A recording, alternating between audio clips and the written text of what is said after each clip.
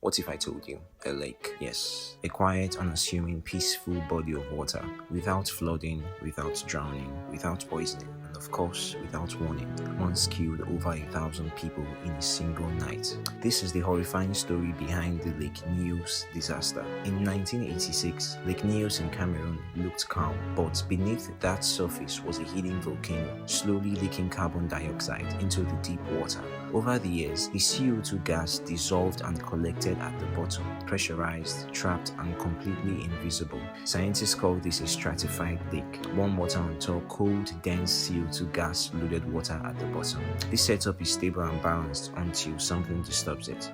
One night, something, maybe a landslide, maybe a sudden temperature shift, shook the lake just enough to break this balance. And when the balance was broken, the lake basically uncorked. The deep water shot upward, depressurized, and released the CO2 gas in seconds. Think of opening a shaking bottle of Coke, except the bottle is a lake and the gas is deadly. This event has a name. It's called a limnic eruption. A massive plume of pure CO2 gas burst out of the lake and rolled down the valleys. CO2 gas is heavier than normal air, so instead of rising, it hugged the ground beneath like a creeping fog. As it spread, it pushed oxygen away. What followed was silent and terrifying.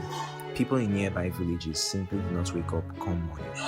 No explosion, no sound, just an invisible wave of air that couldn't be breathed. Animals collapsed where they stood. Fires and lanterns went out instantly. The air wasn't supporting combustion anymore. By morning, the entire region was unnaturally quiet. Over 1,700 people and thousands of livestock died from asphyxiation, which basically means not breathing enough oxygen.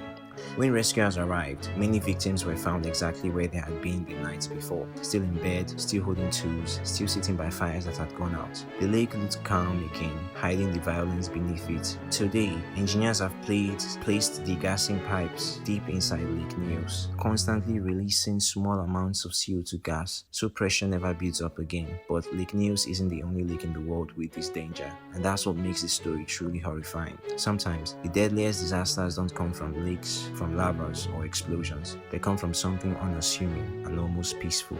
See you on the next one. Don't forget to subscribe. Ciao.